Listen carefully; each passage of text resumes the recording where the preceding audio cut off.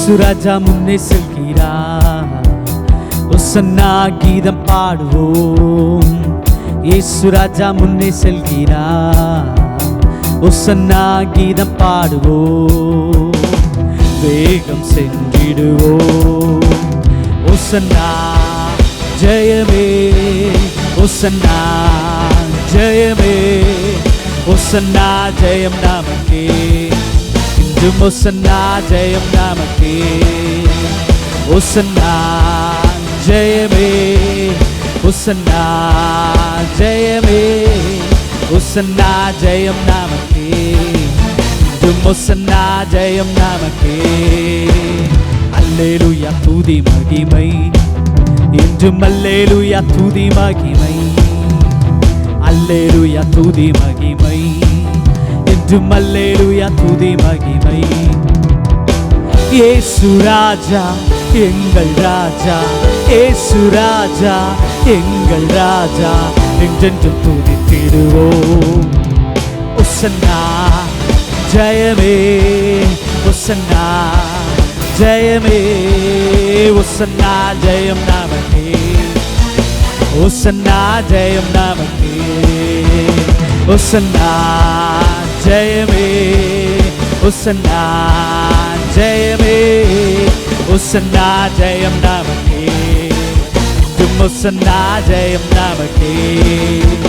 துன்பங்கள் சூழ்ந்து வந்தாலும், தொல்லை கஷ்டங்கள் தேடி வந்தாலும், துன்பங்கள் சூழ்ந்து வந்தாலும், தொல்லை கஷ்டங்கள் தேடி வந்தாலும், பயமும் இல்லை கலக்கமில்லை, பயமும் இல்லை கலக்கமில்லை, மீட்பரே உடனே. ஒசன்னா ஜெயமே, ஒசன்னா ஜெயமே, ஒசன்னா ஜெயம் நமக்கே, இன்றும் ஒசன்னா ஜெயம் நமக்கே. ஒசன்னா ஜெயமே, ஒசன்னா ஜெயமே, ஒசன்னா ஜெயம் நமக்கே, இன்றும் ஒசன்னா ஜெயம் நமக்கே. ஒசன்னா ஜெயமே, ஒசன்னா ஜெயமே, ஒசன்னா ஜெயம் நமக்கே, இன்றும் ஒசன்னா ஜெயம் நமக்கே.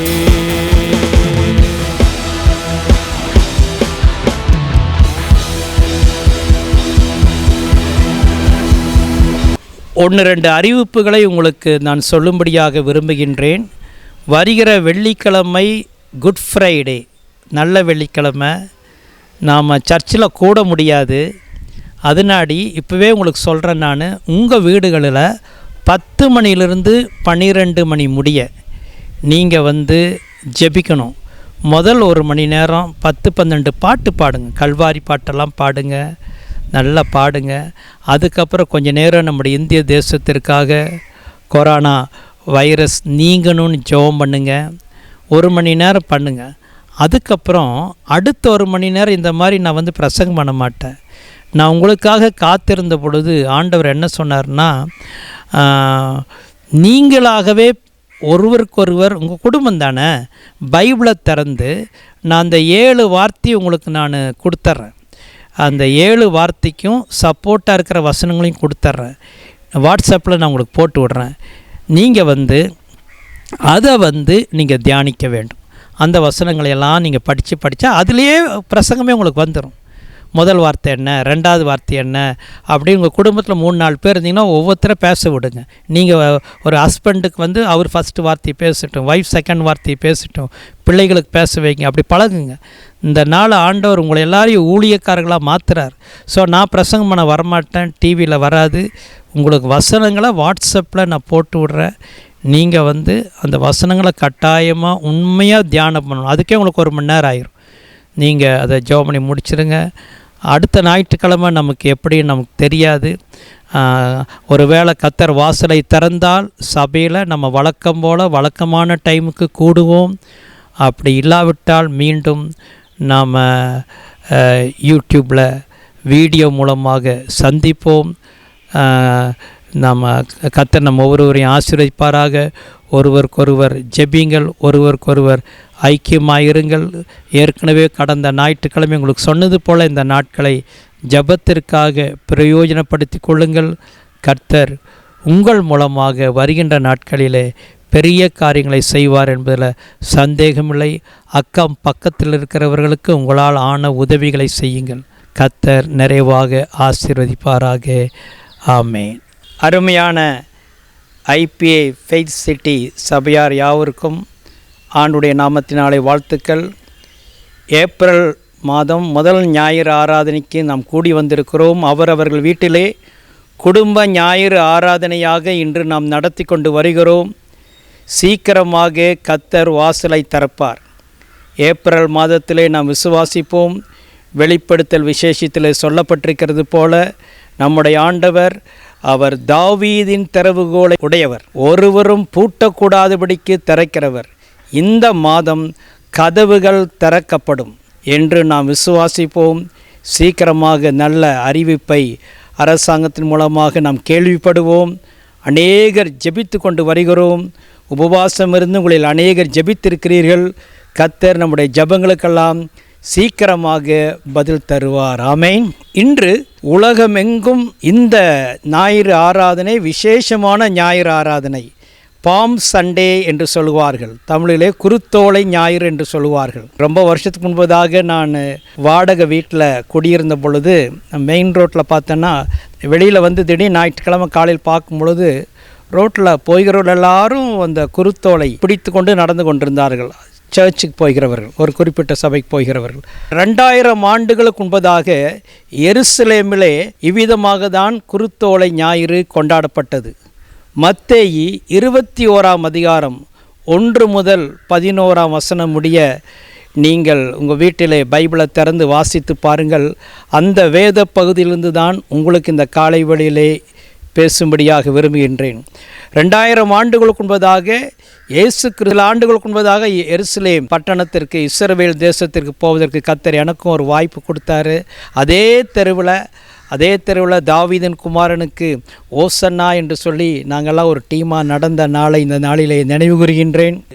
நகரத்தார் என்று எழுதப்பட்டிருக்க த ஹோல் சிட்டி, எல்லாருக்குமே ஒரு ஆச்சரியப்பட்டு அவங்க சொல்கிறாங்க, இவர் யார் என்று விசாரித்தார்கள். இப்போது நம்ம தெருக்களையே எஸ்காட் ஒரு விஐபி கார் போகும் பொழுது, ஜீப்பு போகும் பொழுது, போலீஸ் போகும் பொழுது, யாரோ ஒரு மினிஸ்டர் அல்லது நம்முடைய முதலமைச்சர் யாராவது போகும் பொழுது ரோடெல்லாம் பரபரப்பாக இருக்கும். எல்லோரும் பேசிப்பாங்க, யார் வரா. அதே போல தான் 2000 ஆண்டுகளுக்கு முன்பதாக இயேசு அந்த எருசலேமின் தெருவில் போகும் பொழுது பயங்கர பரபரப்பு. சின்ன பிள்ளைகளெல்லாம் கூடி வந்துட்டாங்க, பெரியவங்களெல்லாம் கூடி வந்துட்டாங்க. அதில் வேறு பாட்டு வேறு, தாவீதின் குமாரனுக்கு ஓசன்னா ஓசன்னா. அந்த பாட்டை தான் நம்ம கொஞ்சம் நேரத்துக்கு முன்னால் பாட கேட்டோம். அப்போது அவர்கள் சொன்ன ஒரு வார்த்தை, இவர் யார் என்று. இவர் யார்? அந்த தலைப்பில் தான் உங்களோடு கூட பேசும்படியாக விரும்புகிறேன். யார் இவர்? இன்றைக்கும் இயேசுவை குறித்து நீங்கள் என்ன நினைக்கிறீர்கள்?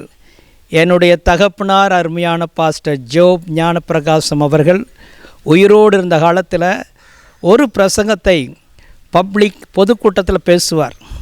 என்ன தலைப்புனா, கிறிஸ்துவை குறித்து நீங்கள் என்ன நினைக்கிறீர்கள்? What do you think of Christ அப்படின்னு பேசுவார். ரொம்ப அழகாக பேசுவார். இயேசுவை குறித்து நீங்கள் என்ன நினைக்கிறீர்கள்? அதே கேள்வியை இன்று இந்த நிகழ்ச்சியை பார்த்து கொண்டிருக்கிற உங்களை பார்த்து நானும் கேட்கிறேன். இயேசு கிறிஸ்துவை குறித்து நீங்கள் என்ன நினைக்கிறீங்க? அந்த நாட்கள் அவங்களே கேள்வி கேட்டாங்க, யார் இவர்? ஏனென்றால் ஒரே இவரை குறித்து எங்கு பார்த்தாலும் இயேசு பூமியில் அந்த ஊழியம் செய்த அந்த 3.5 ஆண்டு காலத்தில் எல்லாருக்குள்ளும் ஒரே ஒரு பரப்பு, யார் இவர்? பயங்கரமான அதிசயமான காரியங்களை செய்கிறாரே அப்படின்னு சொல்லி எல்லாருக்குள்ளேயும் ஒரு பரபரப்பு காணப்பட்டது. அப்போது இயேசு இந்த பூமியில் 3.5 ஆண்டு காலம் இருந்த காலமெல்லாம் அவர் தேவகுமாரன் என்பதை நிரூபிக்கும்படியாக தான் அநேக காரியங்களை செய்தார். இன்றைக்கி நான் அதை தான் பேச போகிறேன். யார் அவர்? அவர் தேவகுமாரன். போன வாரம் உங்களுக்கு சொன்னேன், யோவான் 3:16, தேவன் தம்முடைய ஒரே பேரான குமாரனை விசுவாசிக்கிறவன் எவனோ அவன் கெட்டு போகாமல் நித்திய ஜீவனை அடையும்படிக்கு அவரை தந்தருளி இவ்வளவாய் உலகத்தில் அன்பு கூர்ந்தார். இயேசு தேவனுடைய குமாரன் என்பதை நிரூபித்தார். இன்றைக்கி நம்ம அதை தான் பார்க்க போகிறோம். இந்த செய்தி முடியும் பொழுது உங்கள் மனசுக்கு நல்லா ஒரு ஸ்ட்ராங், உங்களுக்கு நல்லா தெரிஞ்சிடும் இயேசு யாரென்றால் அவர் தேவனுடைய ஒரே பேரான குமாரன். சரி, இப்போ நாம் இந்த நிகழ்ச்சிக்கு வருவோம்.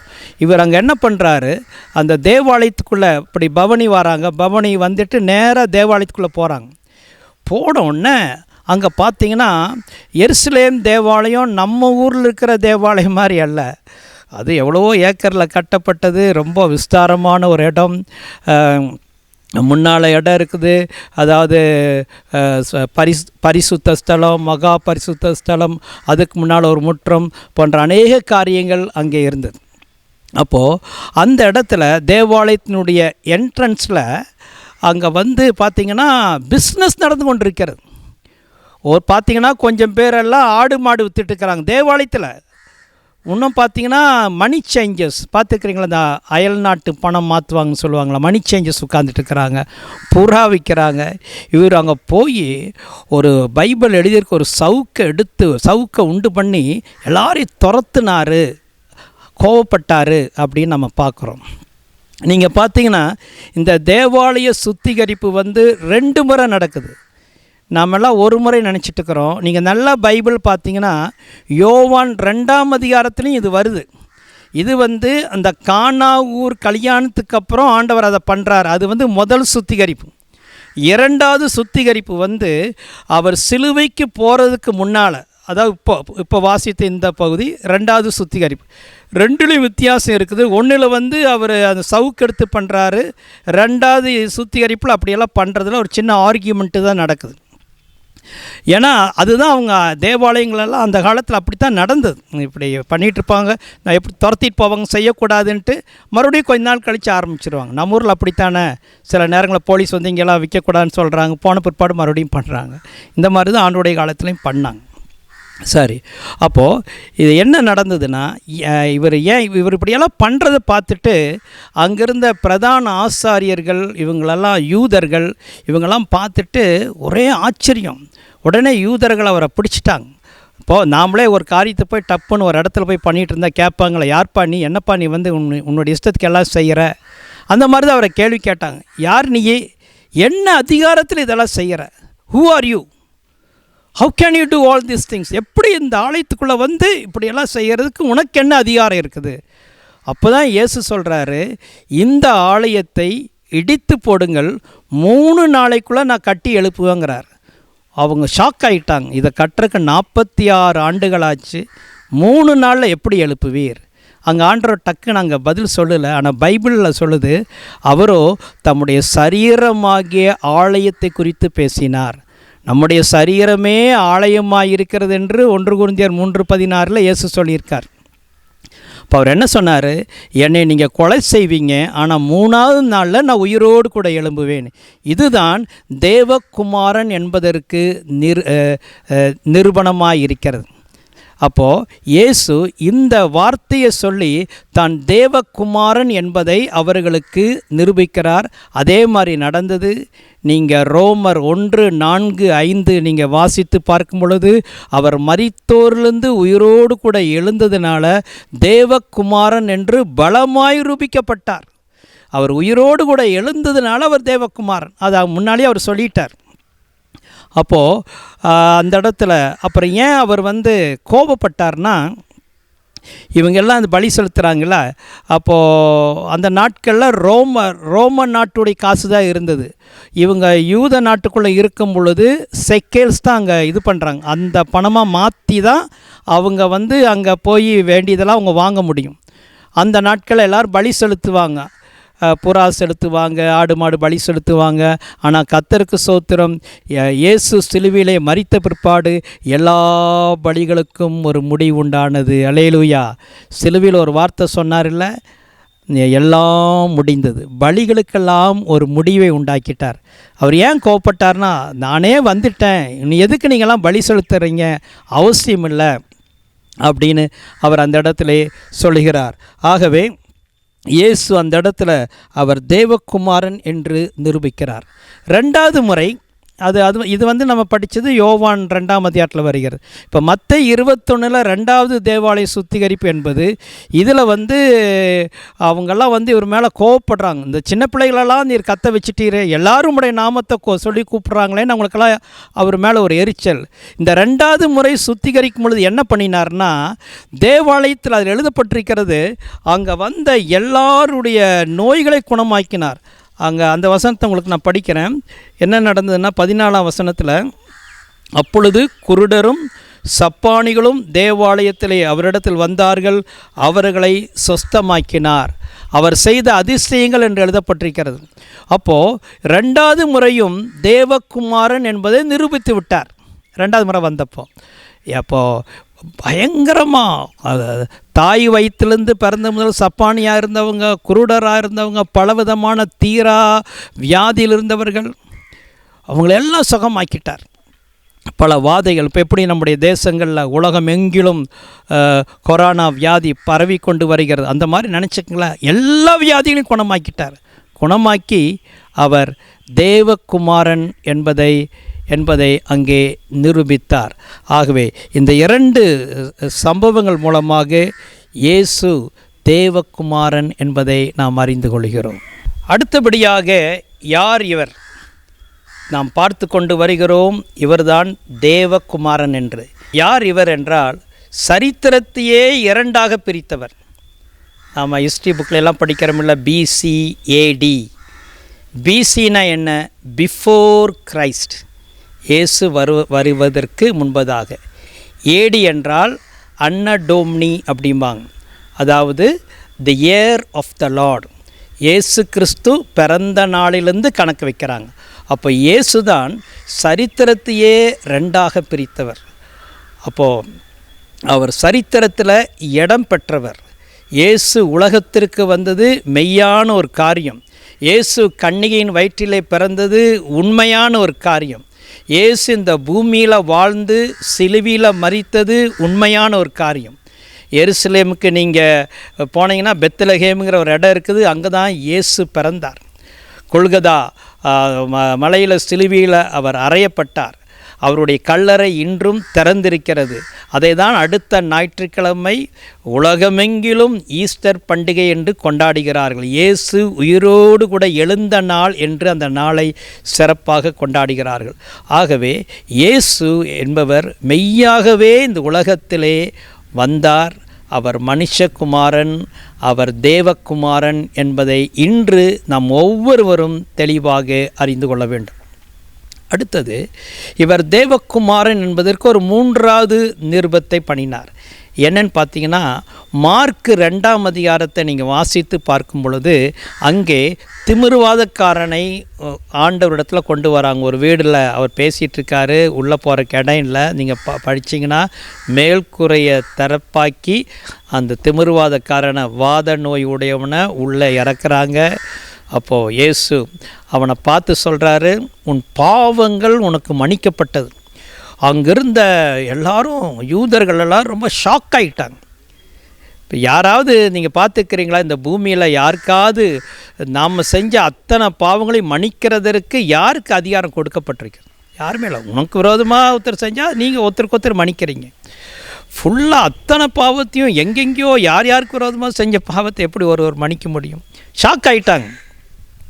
அப்போது அங்கே இருக்கிற ஜனங்கள்லாம் ஒரு மாதிரி சொல்கிறாங்க. அந்த சொல்கிற வார்த்தையை மாத்திரம் நான் உங்களுக்கு வாசி காட்டுறேன்.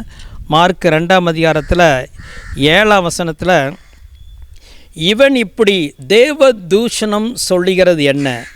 தேவன் ஒருவரே அன்றி பாவங்களை மன்னிக்கத்தக்கவர் யார்?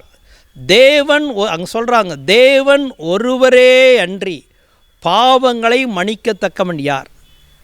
பாவத்தை மன்னிக்கிறதற்கு அவர் ஒருவருக்கு தான் அதிகாரம் இருக்குது. இங்கே ஏசு என்னத்தை கொண்டு வரார்னா, நான் மன்னிக்கிறேன் அப்படின்னா என்ன? நான் தேவகுமாரன், எனக்கு பாவங்களை மன்னிப்பதற்கு அதிகாரம் இருக்கிறது என்பதை அங்கே கொண்டு வரார். யோவான் அன்றைக்கே சொன்னார், இயேசு அங்கே நடந்து வர்றதை பார்த்துட்டு யோவான் அப்படியே ரசித்து ஒரு வார்த்தை அழகாக சொல்கிறார், இதோ உலகத்தின் பாவத்தை சுமந்து தீர்க்கிற தேவ ஆட்டுக்குட்டி அப்படிங்கிறார். ஆட்டுக்குட்டிங்கிறார், ஏன்னா ஆட்டுக்குட்டி தான் அந்த நாளில் பலி செலுத்திட்டு இருந்தாங்க. அது இல்லைப்பா, இவர் தான்ப்பா ஆட்டுக்குட்டி, இவர் தான் உலகம் முழுவதில் இருக்கிற உலக மக்களுடைய பாவத்தை சுமந்து தீர்க்கிற தேவ ஆட்டுக்குட்டி என்று சொன்னார். அப்போது இன்று நீங்கள் அறிந்து கொள்ளுங்கள், அவர் தேவகுமாரன் தான். ஏனென்றால் உங்களுடைய பாவங்களை மன்னிப்பதற்கு சகல அதிகாரமும் அவருக்கு உண்டு.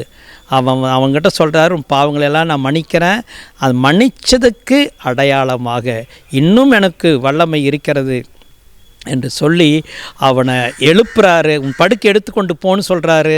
அன்றைக்கே அவன் சுகமாகி தன் படுக்கை எடுத்துக்கொண்டு அவன் வீட்டுக்கு போனான் என்று நாம் பார்க்கிறோம். இதில் என்ன ஒரு ஆச்சரியம்னா, பாவங்கள் மன்னிக்கிறதுனா அவங்க யூதர்களுடைய மனசில் என்னென்னா, பாவங்கள் மன்னிக்கிறதுனா அந்த பாவத்துக்கு போய் இவங்க எதாவது பலி செலுத்தணும். அது அவங்க கண்ணு முன்னால் ஒரு ஆடு பலி செலுத்தும்போது என் பாவம் மன்னிக்கப்பட்டது மாதிரி ஒரு ஃபீலிங் தான் உண்டாகும். ஆனால் பாவம் போகிறதில்ல. பாவம் ஏதோ கொஞ்சம் மூடப்பட்ட மாதிரி தான் ஒரு ஃபீலிங் தான் உண்டாகுது. ஆனால் பாவம் இருந்துகிட்டே தான் இருக்குது. அப்போது அதை பண்ணி முடிச்சோன்னா அவங்க பாவங்களெல்லாம் மன்னிக்கப்பட்டதுன்ட்டு ஒரு சமாதானத்தோடு அவங்க வீட்டுக்கு போவாங்க. இங்கே பார்த்தா இவர் டைரெக்டாக நின்ன இடத்துல பாவத்தை மன்னிக்கிறார். உதாரணமாக சொல்லப்போனால், நீங்கள் பாஸ்போர்ட் உங்களுக்கு வேணும்னா என்ன பண்ணணும்?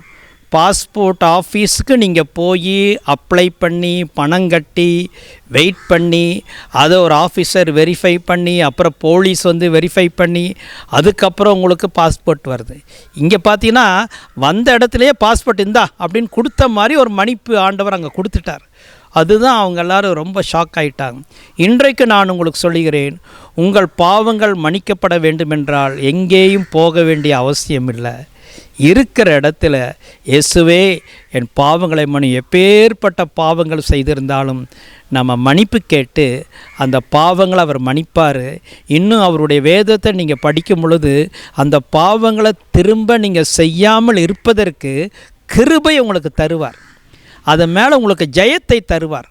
அதற்காக தான் நீங்கள் ஒவ்வொரு ஞாயிற்றுக்கிழமை சர்ச்சுக்கு வாங்க, வசனத்தை கேளுங்க.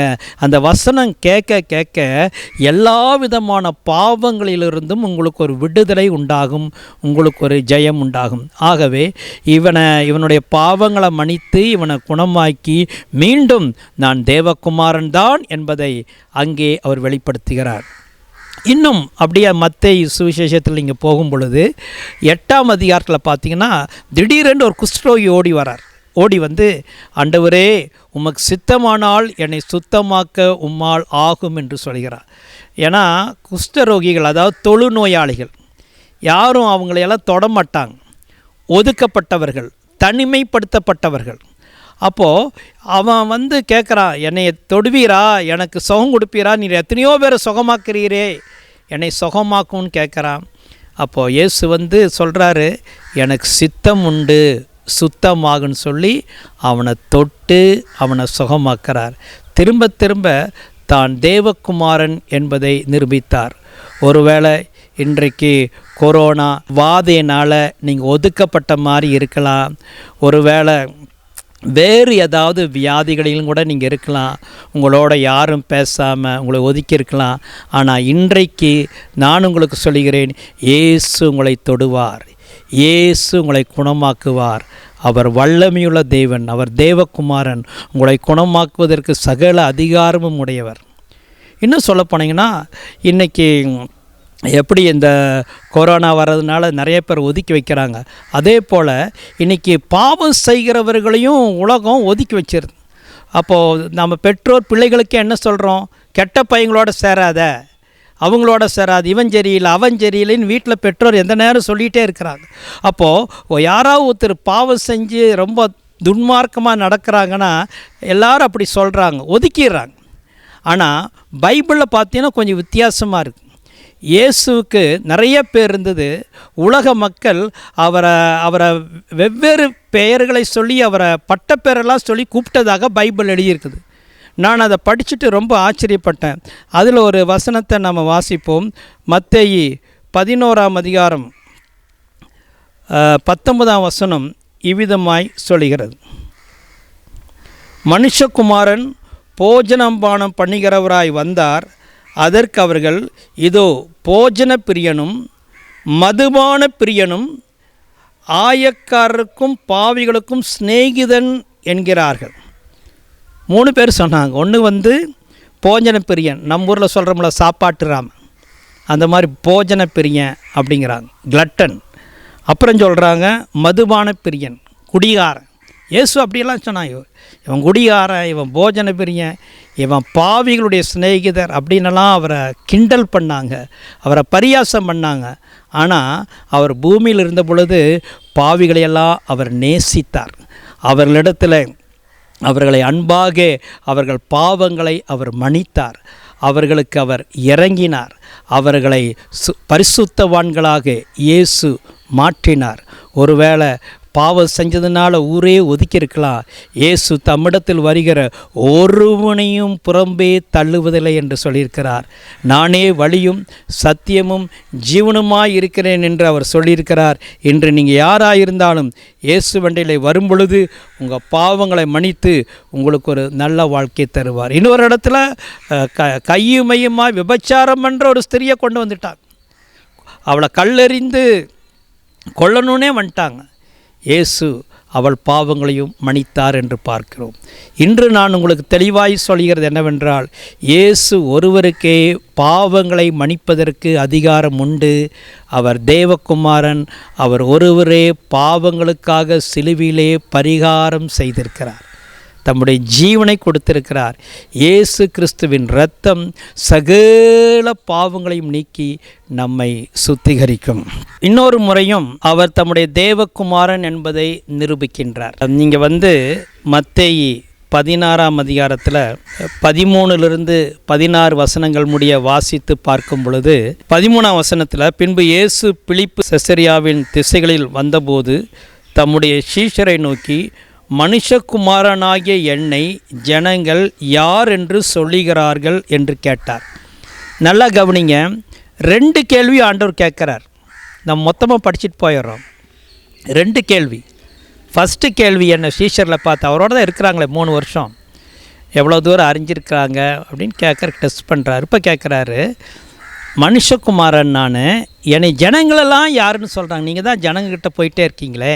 இது உடனே இவங்களாம் சொல்கிறாங்க, சிலருமே எலியாங்கிறாங்க, எரேமியாங்கிறாங்க, நீங்கள் தீர்க்கதரிசிகள் ஒருவர் அப்படிங்கிறாங்க அப்படின்னு சொல்லிட்டாங்க. இதை சுலபமாக ஆளுக்காள் சொல்லிட்டாங்க. 2வது ஒரு கேள்வி கேட்குறாரு பாருங்க. இதை சொல்லி முடிச்சோன்னு கேட்குறாரு 15ல், நீங்கள் என்னை யார் என்று சொல்லுகிறீர்கள்னு கேட்டார். சில நேரங்களில் சில கேள்வியெல்லாம் டக்குன்னு சொல்லிடலாம். இந்த கேள்வி கேட்ட உடனே எல்லாரும் கப்சுப்புன்னு ஆயிட்டாங்க. யார் வாய் திறக்க, நீங்கள் என்னை யார் என்று சொல்லுகிறீர்கள். எல்லாரும் அமைதியாக இருக்கும் பொழுது பேதுரு பாருங்க டக்குன்னு சொல்லிட்டாரு, நீர் ஜீவனுள்ள தேவனுடைய குமாரனாகிய கிறிஸ்து அப்படின்ட்டார். ஆண்டவருக்கே ஷாக் அடித்த மாதிரி ஆயிடுச்சு. அப்போ டப்புன்னு சொல்லிட்டார். உடனே இயேசு சொல்கிறாரு, மாம்சமும் இரத்தமும் உனக்கு இதை வெளிப்படுத்தலப்பா, உன்னுடைய கல்வி இதை உனக்கு வெளிப்படுத்தலை, உன்னுடைய அனுபவம் இதை உனக்கு வெளிப்படுத்தலை, இது உங்கள்கிட்டருந்து வரல, உங்கள்கிட்டருந்து எப்படி இது வரும் சொல்கிறாரு. பரலோகத்தில் இருக்கிறேன் பிதா இதை உனக்கு வெளிப்படுத்தினார் அப்படிங்கிறார். நம்ம பைபிளில் இயேசு தேவகுமாரன் அப்படின்னு பார்க்குறோம். உங்களுக்கு எப்போ தனிப்பட்ட வெளிப்பாடு வரும் என்றால், என்றைக்கு நீங்கள் ரட்சிக்கப்படுகிறீர்களோ அல்லது என்றைக்கு நீங்கள் ரட்சிக்கப்பட்டீர்களோ அன்று உங்களுக்கு இந்த வெளிப்பாடு கிடைத்திருக்கிறது. அதாவது பிதாவாகிய தேவன் குமாரனை வெளிப்படுத்தாட்டினா யாருமே அவர்கிட்ட வர முடியாது. யோவான் 1ஆம் அதிகாரத்தில் 18ஆம் வசனத்தில், தேவனை ஒருவனும் ஒரு காலும் கண்டதில்லை, பிதாவின் மடியில் இருக்கிற ஒரே பேரான குமாரனே அவரை வெளிப்படுத்தினார். இயேசு பிதாவை இந்த உலகத்துக்கு வந்த பொழுது இயேசு பிதாவை வெளிப்படுத்தினார். பிதா பரலோகத்தில் இருக்கிறவர் நம்முடைய இருதயத்தில் இயேசுவை வெளிப்படுத்துகிறார். ஆகவே உங்கள் மனசுக்குள்ள பரிசுத்த ஆவியானவர் மூலமாக நீங்கள் வசனங்களை கேட்கும் பொழுது இவர்தான் தேவகுமாரன் என்கிற ஒரு வெளிப்பாட்டை ஆண்டவர் கொடுப்பார்.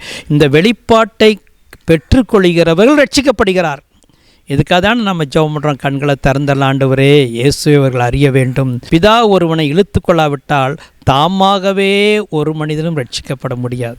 உங்களுடைய ரட்சிப்பை யோசித்து பாருங்கள். நீங்கள் நினச்சிக்கலாம், நான் இந்த கூட்டத்துக்கு போனேன், நான் ரட்சிக்கப்பட்டேன். இல்லை, ஆண்டவர் நம்மை ரட்சித்தார். தேவன் தம்முடைய குமாரனை பற்றிய ஒரு வெளிப்பாடை நமக்கு கொடுத்தபடியினால தான் நம்ம ரட்சிக்கப்பட்டிருக்கிறோம். இதை என்றைக்குமே நீங்கள் மறந்து போகக்கூடாது. அப்போது அந்த பேதுரு மூலமாக, பிதா பேதுருக்கு கொடுத்த அந்த வெளிப்பாடு மூலமாக பகிரங்கமாக இயேசு தேவகுமாரன் என்று அந்த இடத்திலே அதுவும் ஒரு ப்ரூஃபாக காணப்படுகிறது. சரி, இன்னும் நீங்கள் பார்க்கும் பொழுது யோவான் 9ஆம் அதிகாரத்தில் முழுவதும் பார்த்திங்கன்னா பிறவி குருடனை குறித்து ஒரு சம்பவம் வருகிறது. தாயின் வயிற்றில் பிறந்த நாள் முதல் கொண்டு அவன் பிறவி குருடன். இயேசு அவனை சந்திக்கிறாரு. உங்களுக்கு தெரியும், அவனை குணமாக்கிட்டாரு. குணமான பிற்பாடு பயங்கர ஆர்கியூமெண்ட் நடக்குது. யூதர்கள்லாம் அவனை பிடிச்சிட்டாங்க, யார் உன்னை குணமாக்கணும் அப்படி இப்படின்னெல்லாம் கேட்குறாங்க. அதுக்கப்புறம் அவனை தேவாலயத்தை விட்டு தனிமைப்படுத்திட்டாங்க, புறம்பாக்கிட்டாங்க. நீ வரக்கூடாது, நீ இயேசுவை சேவிக்கிறாய்னா வரக்கூடாது. அந்த காலத்தில் யூத சபை காணப்பட்டது. அதாவது பாரம்பரிய யூத மார்க்கத்தினுடைய சபை, சினகாக் அப்படிம்பாங்க. அதில் விட்டு அது யூத பாரம்பரியத்தில் நடத்தக்கூடிய ஒரு சபை.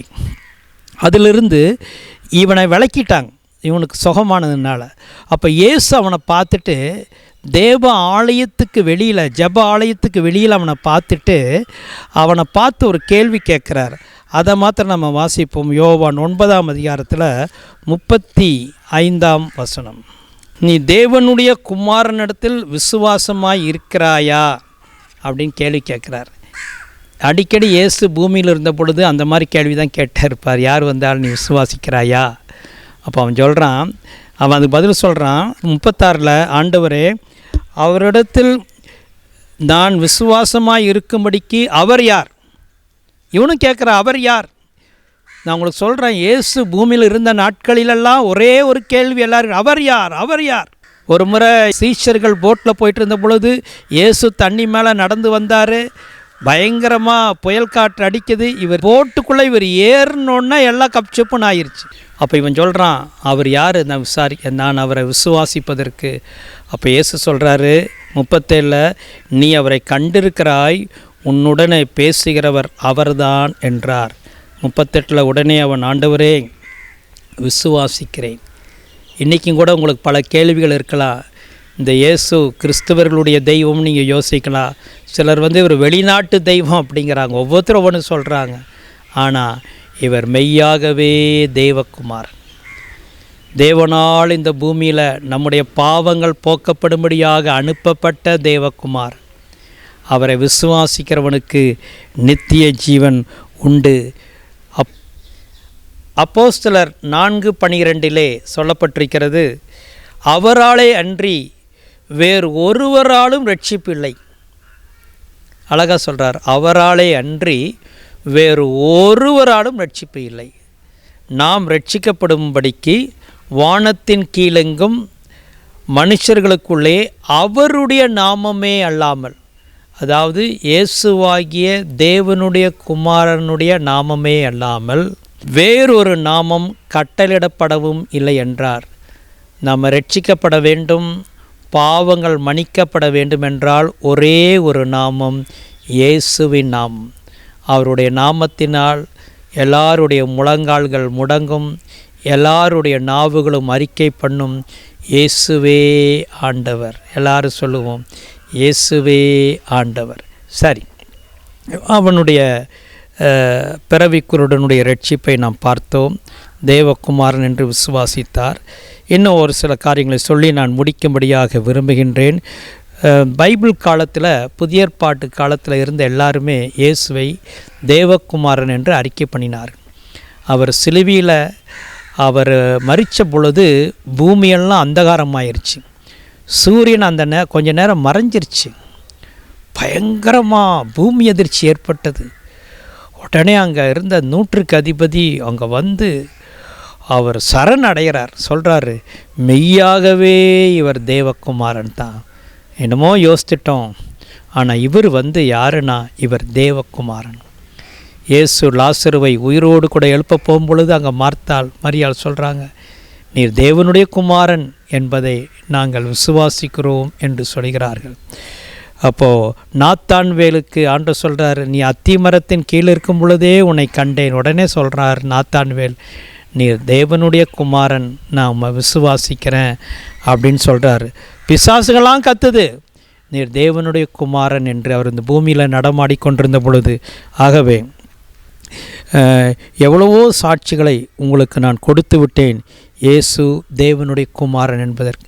இப்பொழுது கடைசியாக 7 ஆசீர்வாதங்களை உங்களுக்கு சொல்லும்படியாக விரும்புகிறேன். இயேசுவை தேவனுடைய குமாரன் தான் என்று யாரெல்லாம் வெளிப்பாடு கிடைத்து விசுவாசிக்கிறார்களோ 7 ஆசீர்வாதங்கள் டக்குன்னு பார்த்துருவோம். முதலாவது ஆசீர்வாதம் யோவான் 1:12 வருகிறது. அவருடைய நாமத்தின் மேல் விசுவாசம் உள்ளவர்களாய் அவரை ஏற்றுக்கொண்டவர்கள் எத்தனை பேர்களோ அத்தனை பேர்களும் தேவனுடைய பிள்ளைகளாகும்படி அவர்களுக்கு அதிகாரம் கொடுத்தார். அப்போது நீங்கள் ஆண்டவரை விசுவாசிக்கும் பொழுது உங்களுக்கு ஒரு பவர் பத்திரம் மாதிரி கொடுக்கப்படுகிறது, ஒரு அதிகாரம். என்ன அதிகாரம்? You are a child of God, you are a citizenship of heaven, பரலோக பிரஜை என்று ஆண்டவர் அதிகாரத்தை கொடுத்துறார். ஒரு பாஸ்போர்ட் கிடைச்ச மாதிரி உங்களுக்கு ஒரு அதிகாரம் கொடுக்கப்படுகிறது.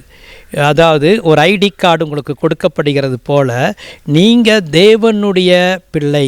இன்னும் சொல்லப்போனால் தேவகுமாரனை விசுவாசிக்கிற அனைவரும் தேவகுமாரர்கள் என்று எண்ணப்படுகிறார்கள்.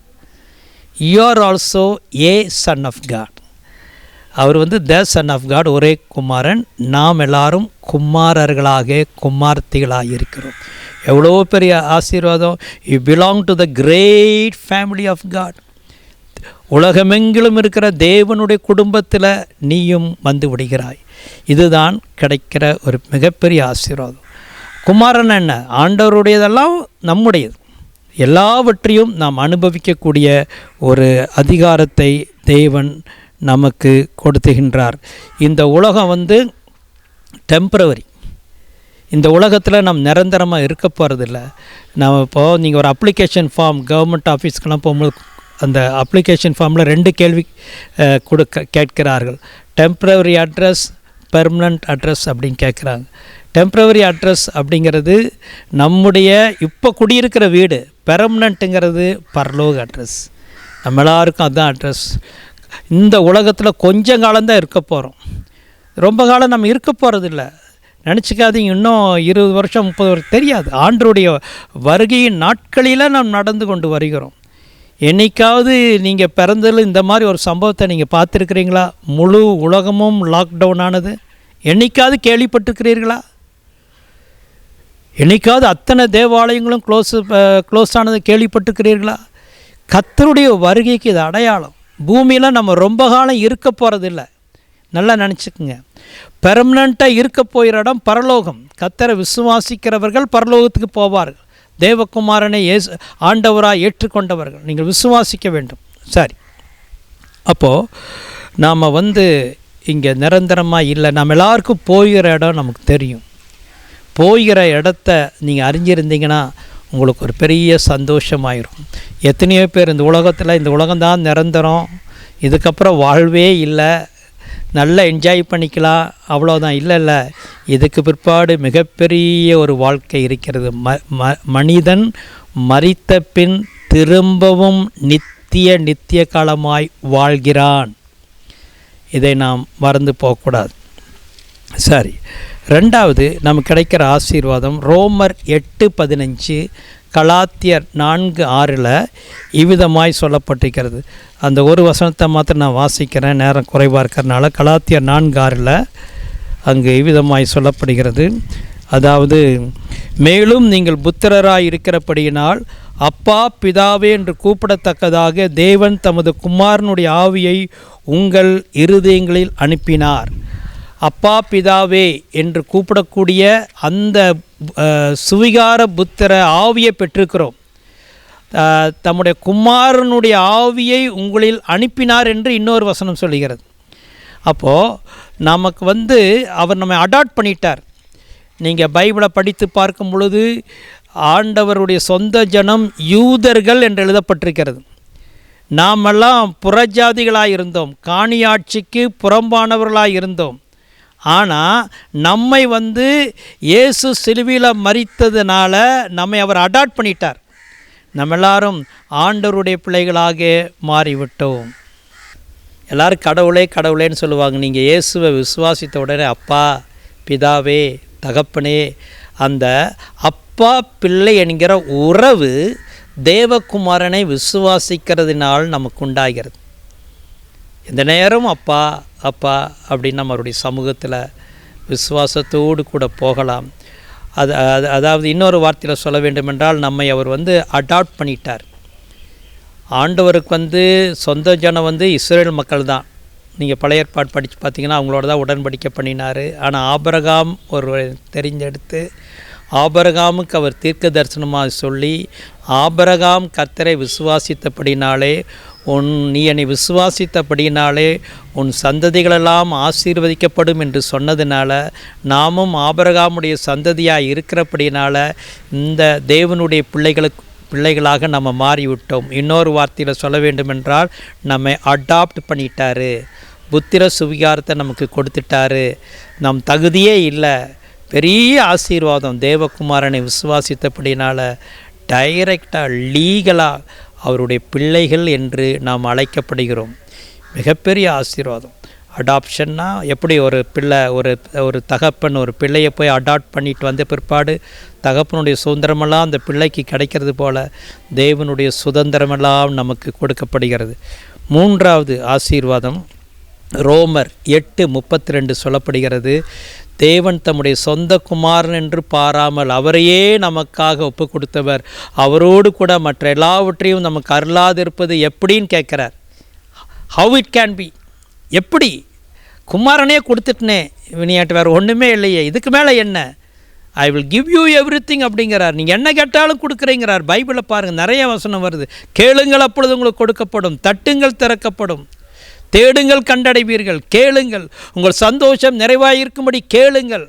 யாராவது உலகத்தில் அப்படி சொல்கிறது கேட்குறீங்களா? கேட்டிருக்கிறீங்களா? என்னை கேளு அப்படின்னு ஓடிடும். நம்ம எதாவது கேட்டுருவாங்களான்னு பயந்துட்டு அவர் சொல்கிற கேளு அப்படிங்கிறார். இன்னொரு இடத்துல சொல்கிறாரு, விசுவாசம் இல்லாமல் தேவனுக்கு பிரியமாக இருப்பது கூடாத காரியம். தேவனிடத்தில் சேருகிறவன் அவர் உண்டு என்றும் தம்மை தேடுகிறவர்களுக்கு பலனளிக்கிறவர் என்றும் விசுவாசிக்க வேண்டும் அப்படிங்கிறார். வா நான் கொடுக்குறேன் அப்படிங்கிறார். ஸோ நம்ம கிடைச்சிருக்கிற மூணாவது ஆசீர்வாதம், தேவகுமாரன் நீங்கள் விசுவாசித்தால் நீங்கள் கேட்கிறதை கர்த்தர் தருவார்.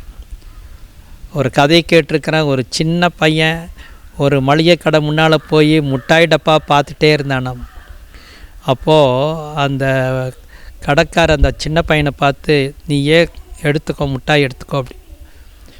அப்புறம் அவன் எடுக்காத பார்த்துட்டு இவரே கை விட்டு எடுத்து அவனுக்கு முட்டாய் கொடுத்துட்டார்.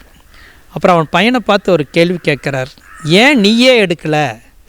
அவன் என்ன தெரியுமா சொன்னான், என்னுடைய கை சின்ன கை, உங்கள் கை பெரிய கை, நீங்கள் கொடுத்தீங்கன்னா நிறையா கொடுப்பீங்க, பாருங்கள் எவ்வளோ விசுவாசம். அந்த மாதிரி தான் நம்முடைய ஆண்டவருடைய கரம் பெரிய கரம். நாம் கொடுக்குற மாதிரியெல்லாம் இல்லை, அவர் பெரிய அளவில் உங்களுக்கு செய்வார். கேளுங்கள். ரட்சிப்பு வேண்டுமா? கேளுங்கள். உங்களுக்கு என்னென்ன தெய்வீக சுகம் வேண்டுமா? கேளுங்கள். வீடோ இடமோ வாகனமோ, ஆண்டவரே எனக்கு இது தேவை, நீங்கள் அறிஞ்சிருக்கிறீங்க, நாம் விசுவாசிக்கிறேன், எனக்கு தாரும். தேவகுமார் அவர் அதான் சொல்ல, தேவகுமாரனே கொடுத்துட்டேன், மற்ற எல்லாவற்றையும் அருளாதிருப்பது எப்படி? நான் எப்படி கொடுக்காமல் இருக்க முடியும்? கொடுக்குறேன் அப்படிங்கிறார். நீங்கள் கர்த்தரை விசுவாசிங்க. நல்ல பிஸ்னஸை கொடுப்பார், உங்களை ஆசீர்வதிப்பார், உங்களை உயர்த்துவார். சரி, அடுத்தபடியாக நான்காவது ஆசீர்வாதம், தேவகுமாரனை நீங்கள் விசுவாசிக்கிறதுனால அந்த விசுவாசத்தின் ஆவியை நீங்கள் பெற்றுக்கொள்கிறீங்க. என்றைக்கு இந்த விசுவாசமும் ஆண்டவர் தான் உங்களுக்கு கொடுக்குறாரு. நாம் ஒருவரும் டக்குன்னு அப்படி விசுவாசிக்க முடியாது. அவர் நமக்குள்ள விசுவாசத்தை கொடுத்து தான் தேவகுமாரனை விசுவாசிக்க வைக்கிறார். அப்போது ஒன்ஸ் நம்ம தேவகுமாரனை விசுவாசிக்க ஆரம்பித்து விட்டால் அந்த விசுவாசமாகிய ஆவியினால் நம்ம எல்லாவற்றையும் பெற்றுக்கொள்ள முடியும். இந்த விசுவாசத்தை நீங்கள் நாளுக்கு நாள் வளர்த்தி கொள்ள வேண்டும். விசுவாசத்தினாலே நீதிமான் பிழைப்பான். அதாவது கலாத்தியர் 2:20, ரோமர் 1:17, கலாத்தியர் 3:24, எபிரேயர் 10:38, 4 இடங்களில் இது வருகிறது. அப்போது நீங்கள் இயேசுவை எல்லா சந்தர்ப்பத்திலும் விசுவாசிக்கிறவர்களாக மாறிவிட வேண்டும். விசுவாசிக்கிறவனுக்கு எல்லாம் கூடும் என்றார். எங்கள் அப்பா ஊழியத்துக்கு அந்த நாட்டில் வந்தப்போ இந்த வசனத்தினால தான் வந்தார். நீ விசுவாசத்தினாலே நீதிமான் பிழைப்பான். எங்கள் அப்பா அந்த நாட்டில் சொல்வார், பீட்டர், நீ பிறந்தப்போ வீட்டில் ஒன்றுமே இல்லை, தரித்திரமாக இருந்தோம். ஆனால் அந்த நேரத்தில் ஆண்டவர் எனக்கு இந்த வசனம் கொடுத்தாரு, விசுவாசத்தினால நீதிமான் பிழைப்பான் என்று. நாங்கள் ஆண்டவரை விசுவாசித்தோம். அன்றைக்கே திடீரென்று கதவை தட்டி ஒரு அம்மா சாப்பாடு கொண்டு வந்து கொடுத்தாங்க. ஒரு வண்டி நிறையா 3 மாதத்துக்கு மளிகை சாமான் எங்கள் வீட்டில் வந்து இறங்கினது. அப்போ 60 ஆண்டுகளுக்கு முன்பதாக நடந்த சம்பவத்தை எங்கள் அப்பா சொன்னார். அப்போது விசுவாசத்தினாலே நீதிமான் பிழைப்பான் என்றால், நீங்கள் விசுவாசிக்கும் பொழுது கர்த்தர் உங்களுக்கு வேண்டிய நன்மைகளை கட்டளையிடுவார். அடுத்தது 5வது ஆசீர்வாதம் 2 கொரிந்தியர் 1:19-20 என்னாலும் சில்வானிவினாலும் தீமோத்தேயுவினாலும் உங்களுக்குள்ளே பிரசங்கிக்கப்பட்ட தேவகுமாரனாகிய இயேசு கிறிஸ்துவும் ஆம் என்றும் அல்ல என்று இராமல் ஆம் என்றே இருக்கிறார். சிலரெல்லாம் பார்த்தா காலையில் ஆமாம் எஸ் எஸ்ம்பாங்க, சாயந்தரமானா நோ நோன்றுவாங்க, ஆமாம் இல்லைன்னே பேசிகிட்டு இருப்பாங்க. ஆனால் பைபிள் சொல்லுது அவருக்குள்ளே எப்பொழுதும் ஆம், ஆல்வேஸ் எஸ் என்று இருக்கிறது. 20 எங்களால் தேவனுக்கு மகிமை உண்டாகும்படி தேவனுடைய வாக்குத்தத்தங்களெல்லாம் இயேசு கிறிஸ்துவுக்குள் ஆம் என்றும் அவருக்குள் ஆமேன் என்றும் இருக்கிறது. எஸ் அண்ட் ஏமேன், எல்லா வாக்குத்தத்தங்களும். ஆகவே உங்களுக்கு கிடைக்கிற 5வது ஆசீர்வாதம் என்னவென்றால், தேவனுடைய வாக்குத்தத்தங்களெல்லாம் உங்களுக்கு நிறைவேறும். ஆண்டவர் எல்லா வாக்குத்தத்தத்துக்கும் கையெழுத்து போட்டார், எஸ் ஏமேன் அப்படின்னு. நீங்கள் விசுவாசித்து எல்லா வாக்குத்தத்தங்களையும் பெற்றுக்கொள்ள வேண்டும். இந்த நாட்களில் எல்லோரும் ஒரு வாக்குத்தத்தத்தை வச்சு ஜெபம் பண்ணுறீங்க. என்ன வாக்குத்தத்தம்? வாதை என் கூடாரத்தை அணுகாது. அந்த மாதிரி ஒவ்வொரு சந்தர்ப்பத்திற்கும் தேவன் வாக்குத்தத்தங்களை கொடுத்துருக்கார். அதை நீங்கள் விசுவாசிக்க வேண்டும். எல்லா வாக்குத்தத்தங்களுக்கும் நீங்களும் சொந்தக்காரராக இருக்கிறீர்கள். அது நமக்கு கிடைத்திருக்கிற ஆசீர்வாதம். 6வது ஆசீர்வாதம் 1 யோவான் 3:8 பிசாசினுடைய கிரிகளை ஒழிக்கும்படிக்கே தேவகுமாரன் வெளிப்பட்டார். அப்போது நீங்கள் ஆண்டவரை விசுவாசிக்கும் பொழுது சாத்தானுடைய எல்லா அதிகாரங்கள் பேரிலே உங்களுக்கும் அதிகாரம் கொடுக்கப்பட்டிருக்கிறது. நீங்கள் மத்தேயு 10 படிச்சிங்கன்னா, லூக்கா 10 பார்த்தீங்கன்னா அவர் சொல்கிறார், இதோ சத்துனுடைய சகல வல்லமைகளை மேற்கொள்ள நான் உங்களுக்கு அதிகாரம் கொடுக்கிறேன், ஒன்றும் உங்களை சேதப்படுத்தாதுங்கிறார். நீங்கள் தேவகுமாரனை விசுவாசித்திட்டிங்கன்னா சாத்தான் பேரில் உங்களுக்கு அதிகாரம், உங்களுக்கு அந்த அதிகாரத்தை ஆண்டவர் கொடுக்கிறார். நீங்கள் பயப்பட வேண்டிய அவசியம் இல்லை. இருளுக்கோ சாத்தானுடைய அந்தகார கிரியைகளுக்கோ மந்திரவாத வல்லமைகளுக்கோ பில்லி சூனிய வல்லமைகளுக்கோ நீங்கள் பயப்பட வேண்டிய அவசியம் இல்லை. இஸ்ரவேலுக்கு விரோதமாய் மந்திரவாதம் இல்லை, குறி சொல்லுதலும் இல்லை என்று வேதம் சொல்கிறது. உங்களுக்கு விரோதமாய் உருவாக்கப்படும் எந்த ஆயுதமும் வாய்க்காதே போம். ஏனென்றால் நீங்கள் தேவகுமாரனை விசுவாசிக்கிறீர்கள். அவரை விசுவாசிக்கிறவர்களை இந்த சாத்தானுடைய கிரியைகள் சேதப்படுத்தாது. நீங்கள் இந்த மாதிரி நேரங்களில் அவங்களுடைய விசுவாசத்திலே நிலைத்திருக்க வேண்டும். கடைசியாக 7வது ஆசீர்வாதம் 1 யோவான் 5:4-5 சொல்லப்பட்டிருக்கிறது, தேவனால் பிறப்பதெல்லாம் உலகத்தை ஜெயிக்கும், நம்முடைய விசுவாசமே உலகத்தை ஜெயிக்கிற ஜெயம். இயேசுவானவர் தேவனுடைய குமாரன் என்று விசுவாசிக்கிறவனே அன்றி உலகத்தை ஜெயிக்கிறவன் யார்? அழகாக சொல்கிறார், தேவகுமாரனை, அதாவது இயேசுவானவர் தேவகுமாரன் என்று விசுவாசிக்கிறவனை தவிர யார் உலகத்தை ஜெயிக்க முடியும்னு கேட்குறார். அழகாக எழுதி வச்சுட்டார். நீங்கள் உலகத்தை ஜெயிக்க முடியும். உலகத்தை ஜெயிக்கிறதுனா என்ன?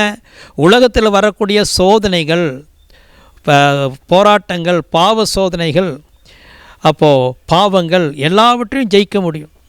நீங்கள் குடிகாரனோடையே வாழலாம், ஆனால் நீங்கள் குடிக்காமல் இருக்க முடியும். அதுதான் ஜெயம். பாவிகளோடையே நம்ம குடியிருக்கலாம், ஆனால் பாவம் செய்யாமல் இருக்கிறோம், அதுதான் ஜெயம். உங்களுக்கு அந்த ஜெயத்தை கொடுப்பார். தேவகுமாரனை விசுவாசிக்கிறனால எவ்வளவு ஒரு காலத்தில் நம்ம குடிகாரராக இருந்திருக்கலாம், ஆனால் அவர் விசுவாசிக்கும் பொழுது அதிலிருந்து ஒரு விடுதலை கொடுப்பார் ஆண்டவர். எல்லா தீய பழக்கங்களிலிருந்தும் அவர் விடுதலை கொடுப்பார். அப்போது உலகத்தை உங்களால் ஜெயிக்க முடியும். இயேசுவே சொன்னார், நான் உலகத்தை ஜெயித்தேன், திடன் கொள்ளுங்கள், நான் உலகத்தை ஜெயித்தேன். அவர் ஜெயித்தபடியால் நாமும் ஜெயிக்க முடியும். ஆகவே இயேசுவை தேவகுமாரன் என்று நாம் விசுவாசிக்கிறதுனால இந்த 7 ஆசீர்வாதங்களை நாம் பெற்றுக்கொள்கிறோம். முதலாவது, தேவனுடைய பிள்ளைகளாய் குமாரர்களாய் மாறிவிடுகிறோம். பிறகு நாம் அவருடைய குடும்பத்தில் நாம் அடாப்ட் செய்யப்பட்டு இருக்கிறோம் என்பதை நாம் கேள்விப்பட்டோம். நாம் கேட்கிறதெல்லாம் கர்த்தர் தருகிறார். விசுவாசம் நமக்கு கொடுக்கப்படுகிறது. வாக்குத்தத்தங்கள் நிறைவேறுகிறது. சாத்தானுடைய அந்தகார வல்லமையின் பேரிலே ஆளுகை கொடுத்திருக்கிறார். உலகத்தை நாம் ஜெயிப்போம் என்று சொல்லப்பட்டிருக்கிறது.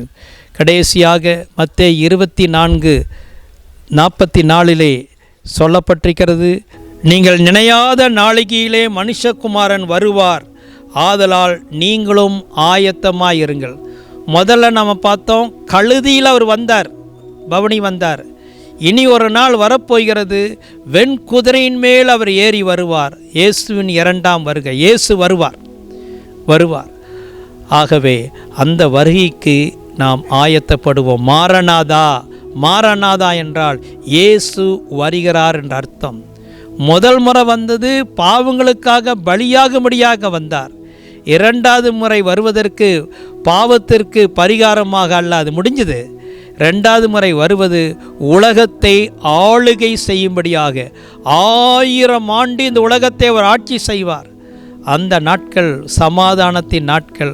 அந்த நாட்களுக்காக தான் நாம் ஆவலோடு கூட காத்து கொண்டிருக்கிறோம். இன்னும் இதுவரைக்கும் ரட்சிக்கப்படாதவர்கள் ரட்சிக்கப்படுங்கள், ஞானஸ்நானம் எடுக்காதவர்கள் ஞானஸ்நானம் எடுங்கள், அபிஷேகம் பெறாதவர்கள் அபிஷேகத்தை பெற்றுக்கொள்ளுங்கள். இயேசு வருகிறார். உங்கள் ஒவ்வொருவரையும் அவர் ஆசீர்வதிப்பாராக. நம்ம எல்லாரும் ஜெபிப்போமா? பரலோக பிதாவே, உம்முடைய பரிசுத்த நாமத்தை ஸ்தோத்திரிக்கிறோம். இந்த குடும்ப ஞாயிறு ஆராதனைக்காய் ஸ்தோத்திரம். அவர்கள் வீடுகளிலே இருந்து கொண்டு இவ்வளவு நேரம் பொறுமையோடு கூட உம்முடைய வார்த்தைகளை அவர்கள் கேட்டுக்கொண்டிருந்தபடியால் ஸ்தோத்திரம். ஆண்டவரே, ஒவ்வொரு குடும்பத்திற்காக நான் ஜெபம் பண்ணுறேன். அப்பா, அம்மா, பிள்ளைகள், பெற்றோர், ஆண்டவரே, குடும்பத்தில் இருக்கிற அனைவரையும் நீர் ஆசீர்வதியும். அப்பா, உலகத்தில் தீங்கு பரவி வரக்கூடிய இந்த நாட்களில் எல்லாரையும் பாதுகாத்துக்கொள்ளும். முழு உலகத்துக்கும் நாங்கள் இந்த வேளையில் ஜெபம் பண்ணுகிறோம். பாதிக்கப்பட்ட கொரோனானால் பாதிக்கப்பட்ட எல்லா நாடுகளுக்காக ஜெபம் பண்ணுறப்பா. பட்டணங்களுக்காக, கிராமங்களுக்காக, விசேஷமாக நாங்கள் குடியிருக்கிற பட்டணத்திற்காக ஜெபம் பண்ணுகிறோம். அப்பா, சீக்கிரமாய் இந்த வாதை நீங்குவதாக. ஆண்டவரே, மரண செய்திகளை நாங்கள் கேள்விப்படக்கூடாது அப்பா. எல்லாரும் சுகம் பெறுவார்களாக, எல்லாரையும் விடுதலையாக்குவீராக அப்பா. ஆண்டவரே, உமக்கு சோத்திரம் சோத்திரம் சோத்திரம். எங்கள் தேசத்தை நீர் ஆசீர்வதியும் ஆண்டவரே. நன்மையான காரியங்கள் எங்கள் தேசத்திலே காணப்படுவதாக ஆண்டவரே. சீக்கிரமாய் நாங்கள் சபை கூடி ஒன்றாக கூடி உம்முடைய நாமத்தை மகிமைப்படுத்த கிருபை தாரும். ஒவ்வொருவரையும் ஆசீர்வதித்தருளும். துதி கன மகிமை உமக்கு செலுத்துகிறோம். இயேசுவின் நாமத்தில் ஜெபிக்கிறோம் எங்கள் நல்ல பிதாவே, ஆமேன். என் ஆத்துமாவே கர்த்தரை ஸ்தோத்திரி, என் முழு உள்ளமே அவருடைய பரிசுத்த நாமத்தை ஸ்தோத்திரி. என் ஆத்துமாவே கர்த்தரை ஸ்தோத்திரி, அவர் செய்த சகல உபகாரங்களையும் மறவாதே. அவர் என் அக்கிரமங்களையெல்லாம் மன்னித்து என் நோய்களையெல்லாம் குணமாக்கி என் பிராணனை அழிவுக்கு விலக்கி மீட்டு கிருபையினாலும் இரக்கங்களினாலும் முடிசூட்டி நன்மையினால் என் வாயை திருப்தியாக்குகிறார். கடுகுக்கு சமானமாய் என் வயது திரும்ப வாழ வயது போல் ஆகிறது. ஆமென். நம்முடைய கர்த்தராகிய இயேசு கிறிஸ்துவினுடைய கிருபையும் பிதாவாகிய தேவனுடைய அன்பும் பரிசுத்த ஆவியானுடைய ஐக்கியமும் நம் அனைவரோடும் கர்த்தர் வருமளவும் இருப்பதாக. ஆமேன். அல்லேலூயா, அல்லேலூயா, அல்லேலூயா. கர்த்தர் உங்கள் யாவரையும் ஆசீர்வதிப்பாராக. கர்த்தருக்கு ஸ்தோத்திரம். ஆமேன்.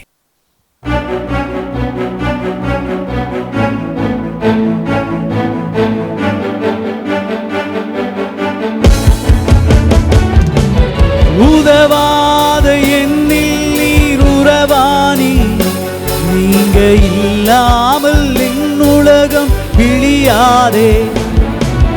உதவாத என்னில் நீர் உறவானி, நீங்க இல்லாமல் என் உலகம் விடியாதே.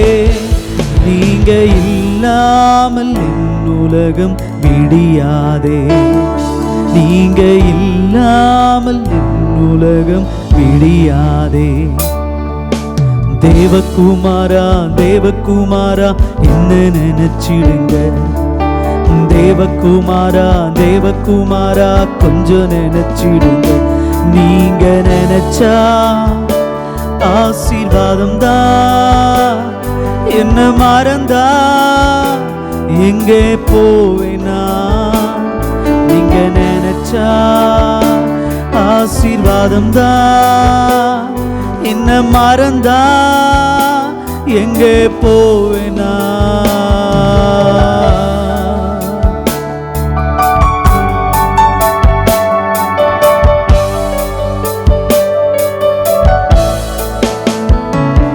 உம்மை மறந்து வாழ்ந்தவன் நான், அது உமக்கே தெரியும்.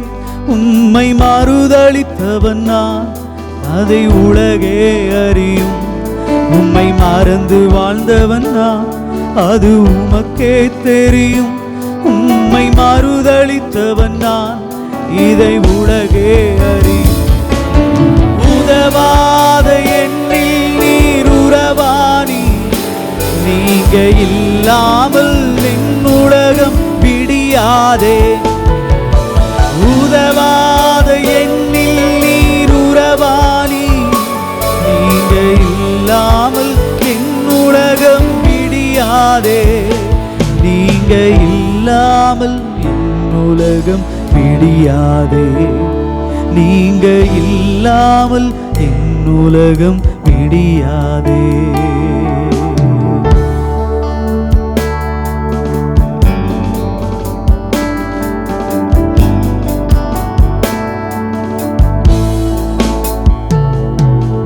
உடைந்த பாத்திரம் நான், அது உமக்கே தெரியும்.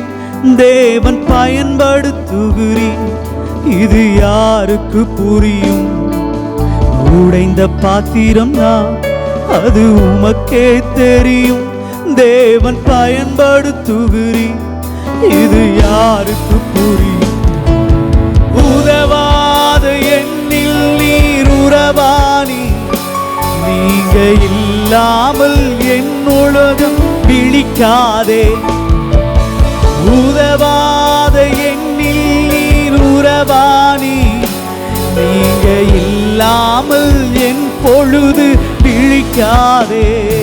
நீங்க இல்லாமல் என் பொழுது விழிக்காதே.